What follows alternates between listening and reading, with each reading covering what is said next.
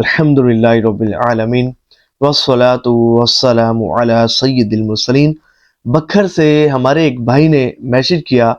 اور وہ پوچھنا چاہتے ہیں کہ دن بھر میں ہم جتنا بھی درود پاک پڑھتے ہیں تو کیا اس درود کو حضور نبی پاک علیہ الصلوۃ والسلام کی بارگاہ میں پہنچانا بھی ہوگا؟ کیا حضور علیہ الصلوۃ والسلام کی بارگاہ میں درود پاک پڑھنے کے بعد پہنچانا ضروری ہے؟ کیا حضور علیہ الصلوۃ والسلام کی بارگاہ میں اِرسالِ ثواب کرنا ضروری ہے؟ ان کا پوچھنے کا یہ مقصد تھا۔ اور دوسرا سوال انہوں نے یہ بھی کیا کہ اگر ہم جو درود پاک پڑھتے ہیں کیا اس کا تحفہ صرف سرکار دو عالم صلی اللہ علیہ وآلہ وسلم کو پہنچا سکتے ہیں یا اپنے مرحومین کو، دادا دادی، نانا نانی یا اپنے پیر و مرشد کو بھی اس کا ثواب پہنچا سکتے ہیں؟ تو آج کی ویڈیو بڑی انٹرسٹنگ بھی ہے، امپورٹنٹ بھی ہے، اور آپ کے ذہنوں میں بھی یہ سوالات ہوں گے۔ آپ کچھ پوچھنا چاہتے ہو آپ کمنٹس میں پوچھ سکتے ہیں، آپ مجھے واٹس ایپ کر سکتے ہیں۔ سب بخوبی جانتے ہیں کہ میں کمنٹس میں رپلائی بھی کرتا ہوں، اور اگر کوئی واٹس ایپ پر بھی میسج کرے تو واٹس ایپ پر بھی رپلائی کر دیتا ہوں جیسے مجھے فرصت ملتی ہے۔ اور اس میں ساتھ یہ بھی عرض کرتا چلوں کہ اگر آپ درود پاک کی اپنی کوئی بہار جو ہے وہ سنانا چاہتے ہوں، آپ چاہتے ہوں کہ اس کی آپ کی بہار کی وجہ سے عاشقان رسول بھی درود پاک کی کثرت کرنے والے بن جائیں، تو آپ مجھے اپنی بہار کو تحریراً واٹس ایپ بھی کر سکتے ہیں۔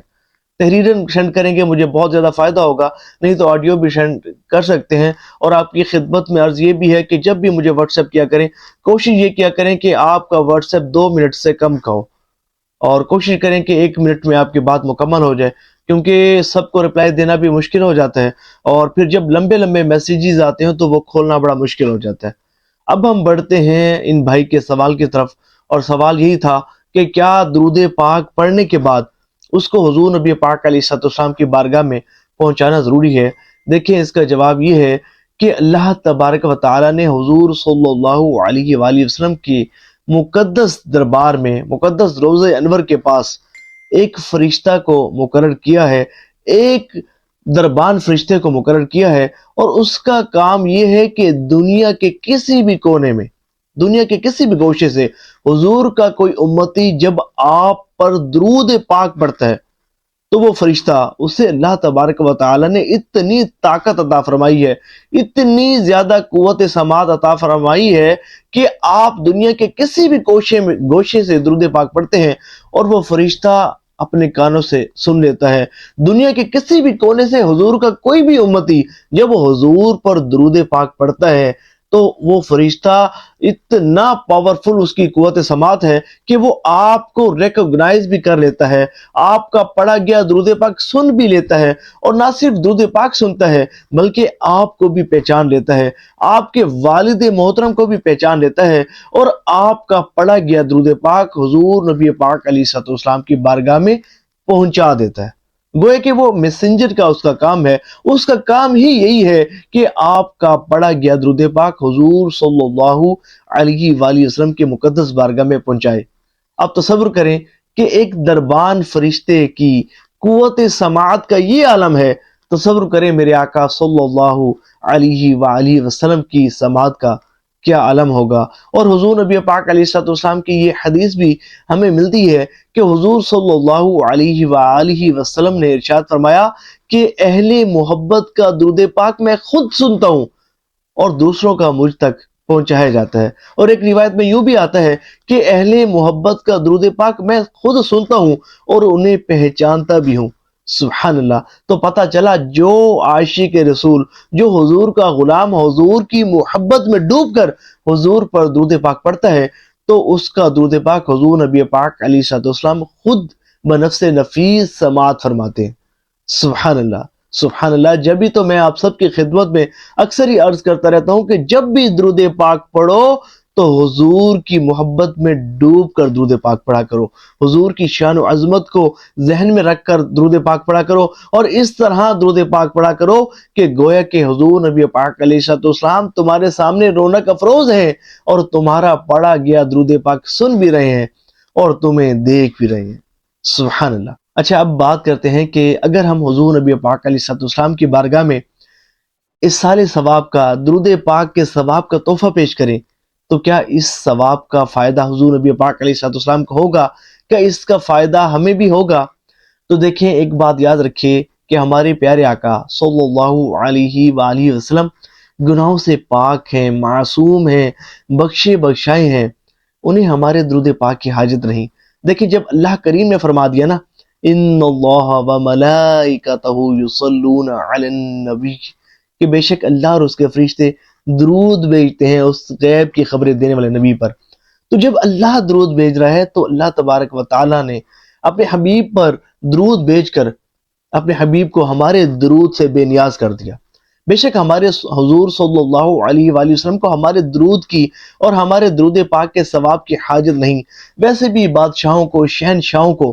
ہم فقیروں کے درود کی اور رسالے ثواب کی کیا حاجت؟ ہاں یہ ہے کہ اگر ہم حضور نبی پاک علیہ السلام کی بارگاہ میں ثواب کا تحفہ پیش کریں گے تو اس کا فائدہ یہ ہوگا کہ ہمیں حضور صلی اللہ علیہ وآلہ وسلم کی توجہ نصیب ہونا شروع ہو جائے گی، حضور کا قرب خاص نصیب ہونا شروع ہو جائے گا۔ دیکھیں حضور صلی اللہ علیہ وآلہ وسلم کی یہ عادت کریمہ تھی کہ آپ ہدیہ قبول فرماتے اور اس کا بدلہ عطا فرماتے تھے۔ جیسا کہ حضور صلی اللہ علیہ وآلہ وسلم کو ککڑیاں بہت پسند تھی، جو کہ روئے دار ککڑیاں ہوتی ہیں، اور مدینہ شریف کے بچے بچے کو یہ بات معلوم تھی۔ ایک مرتبہ ایک گھر میں کچھ ککڑیاں آئیں تو ایک چھوٹی سی بچی ایک ڈونگے میں کچھ ککڑیاں رکھوا کر حضور صلی اللہ علیہ وآلہ وسلم کی بارگاہ میں حاضر ہوئی کہ حضور کی بارگاہ میں پیش کروں، تو حضور صلی اللہ علیہ وآلہ وسلم نے حسب معمول اس بچی پر شفقت فرمائی اور اس کا ہدیہ قبول فرمایا، اور بدلے میں کیا دیا آپ سن کر حیران رہ جائیں گے کہ حضور نبی پاک علیہ السلام کے پاس ایک بادشاہ کی طرف سے بہت سارا سونا آیا ہوا تھا۔ اب حضور کیا کرتے؟ حضور نے اس ڈونگے میں سے ککڑیاں نکالی، ڈونگے کو خالی کیا، اب حضور دونوں ہاتھوں سے سونا برتے جاتے اور اس ڈونگے میں ڈالتے جاتے، دونوں ہاتھوں سے سونے کو برتے جاتے، اس ڈونگے میں ڈالتے جاتے، یہاں تک کہ وہ ڈونگا فل ہو گیا، اور ایک صحابی کو حکم ارشاد فرمایا کہ جاؤ اور اس بچی اور اس سونے کو اس بچی کے گھر دے آؤ۔ سبحان اللہ، سبحان اللہ۔ روایت میں یوں آتا ہے کہ اس بچی کی نسلیں گھر بیٹھ کر کھاتی رہیں۔ سبحان اللہ۔ تو تصور کیجئے کہ ہمارے آقا تو وہ کریم آقا ہیں کہ جو ککڑی کے بدلے بھی سونا عطا فرماتے ہیں۔ تو ظاہر ہے کہ جب ہم حضور نبی پاک علیہ السلام کی مقدس بارگاہ میں درود پاک کا تحفہ پیش کریں گے، درود پاک کے ثواب کا تحفہ پیش کریں گے، اگرچہ اس کا فائدہ میرے حضور کو نہیں ہوتا، اس کا فائدہ ہماری طرف ہی لوٹ کر آتا ہے، لیکن جب حضور نبی پاک علیہ السلام کی بارگاہ میں مسلسل آپ کے سارے ثواب کا تحفہ، درودوں کا تحفہ پیش ہوگا، تو اس تحفے کو پا کر میرے پیارے آقا صلی اللہ علیہ وآلہ وسلم بہت خوش ہوں گے، اور آپ کو بھی بہت زیادہ انعامات سے، اکرامات سے نوازیں گے، بہت زیادہ برکتیں آپ کو نصیب ہوں گی۔ اس لیے کوشش یہ کیا کریں کہ جتنا بھی درود پاک پڑھا کریں تو اس کا تحفہ حضور نبی پاک علیہ السلام کی بارگاہ میں پیش کیا کریں کہ اس کا فائدہ آپ کو ہی لوٹ کر آئے گا۔ اب بڑھتے ہیں ان کے دوسرے سوال کی طرف کہ کیا درود پاک پڑھ کر صرف اس کا تحفہ حضور کی بارگاہ میں ہی پیش کیا جا سکتا ہے؟ کیا اور کسی کو ایسا ثواب کیا جا سکتا ہے یا نہیں کیا جا سکتا؟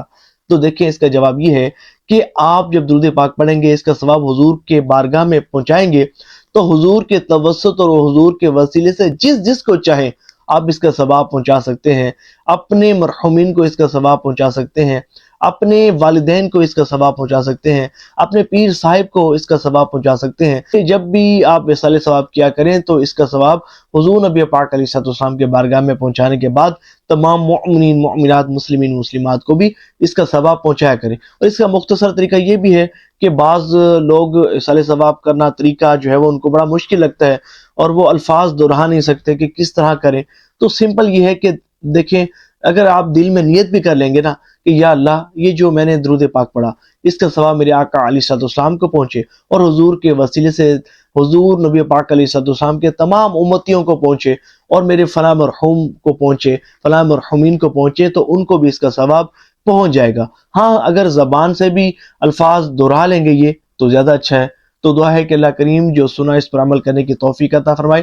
ثواب کی نیت سے اس ویڈیو کو شیئر ضرور کیجیے گا کہ جتنے بھی عاشقان رسول سنیں گے، عمل کریں گے، آپ کو بھی اس کا ثواب ملتا رہے گا۔ صلو علی الحبیب صلی اللہ تعالی علی محمد صلی اللہ علیہ وآلہ وسلم۔